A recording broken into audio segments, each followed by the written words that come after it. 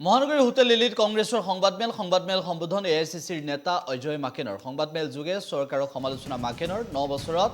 ধনীবোৰ বেছি ধনী হৈছে দুখীয়াবোৰ বেছি দুখীয়া হৈছে ৰন্ধন গেছৰ মূল্য 117% বাঢ়িছে পেট্ৰলৰ মূল্য 53% বৃদ্ধি পাইছে নিমখ কৃষকে ব্যৱহাৰ কৰা সামগ্ৰীৰ জিএসটি লগোৱা হৈছে দেশত হিংসাত্মক ঘটনা বাঢ়িছে বুলি মন্তব্য অজয় মাকেনৰ सब लोग जानते हैं कि नरेंद्र मोदी जी के प्रधानमंत्री बनने पर 9 साल पूरे हो गए हैं और ये 10वां वर्ष आखिरकार इनका शुरू हुआ है और हम लोगों को लगता है और हमारे देश की जनता और असम की जनता के लिए बेहतर ही होगा कि उनका कार्यकाल का आखिरी वर्ष ही हो। 9 साल 9 सवाल मोदी जी से कांग्रेस पार्टी पूछ रही है।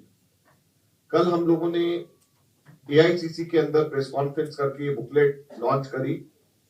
आज पूरे देश के तमाम राज्यों के अंदर इस प्रकार की प्रेस कॉन्फ्रेंस के माध्यम से हम लोग मोदी जी से और मोदी सरकार से और भारतीय जनता पार्टी से उनके 9 वर्षों के का हिसाब मांग रहे हैं और 9 सवाल उनसे पूछ रहे हैं। और मुझे खुशी है कि मेरे को आज असम गुवाहाटी के अंदर आकर के 9 सवाल पूछने का मौका मिला है और असम के साथ गुवाहाटी के साथ मेरा बहुत पुराना संबंध रहा है और कांग्रेस पार्टी ने मुझे यहां पर भेजा है और एक बहुत महत्वपूर्ण भी इस प्रकार से इंडिकेशन दिया है कि असम को हम सबके सब लोग बहुत सीरियसली लेते हैं, नॉर्थ ईस्ट स्टेट्स को बहुत सीरियसली लेते हैं और यहां पर आकर के हम लोग भारतीय जनता पार्टी से और मोदी सरकार से 9 सवाल पूछ रहे हैं। तो 9 सवाल जो हम लोग पूछ रहे हैं वो मुख्यतः 9 विषय हैं जिसके के ऊपर हम सवाल पूछ रहे हैं और आप सब लोग जब मैं एक एक करके एक एक विषय के ऊपर आऊंगा तो आप लोग खुद इस चीज को महसूस करेंगे कि किस प्रकार से मोदी सरकार ने हर एक इसमें हर विषय के ऊपर किस प्रकार से भारत को धोखा दिया है, देश को धोखा दिया है और नॉर्थ ईस्ट के लोगों के साथ धोखा हुआ है। सबसे पहले अगर हम अर्थव्यवस्था इकोनॉमी की अगर हम बात करें तो भारत के अंदर पिछले 9 वर्ष के अंदर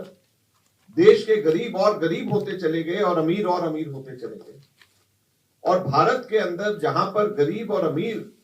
को दोनों को एक साथ में दोनों के बीच में खाई और दूरी को कम करने की जिम्मेवारी सरकार की होनी चाहिए थी, जो कांग्रेस पार्टी की सोच थी, ठीक उसका उलट हुआ। यहां पर हम लोगों ने देखा कि जीएसटी लगा करके साधारण आदमी अगर कोई नमक भी खरीदने के लिए जाता है तो उसको भी टैक्स देना पड़ता है। एक तरफ तो साधारण आदमी के ऊपर जीएसटी लगा करके बोझ डाल दिया गया, दूसरी तरफ कॉर्पोरेट टैक्स जो कि बड़े पूंजीपतियों को देना होता उसको आधा कर दिया गया। तो सीधे सीधे ये सरकार के काम करने का तरीका है। 1 दर्जन से ज्यादा बार एक्साइज पेट्रोल और डीजल और पेट्रोलियम प्रोडक्ट्स के ऊपर लगाई गई। उसका नतीजा क्या हुआ कि कांग्रेस के समय के ऊपर जहां पे जब $100 प्रति बैरल पेट्रोल का इंटरनेशनल क्रूड ऑयल का रेट था, आज वो घट करके $100 से घट करके $70 हो गया है, लेकिन petrol diesel kerosene gas in सब के रेट्स बढ़ गए। इसका फायदा मिलने की जगह सरकार ने 12 बार से भी ज्यादा एक्साइज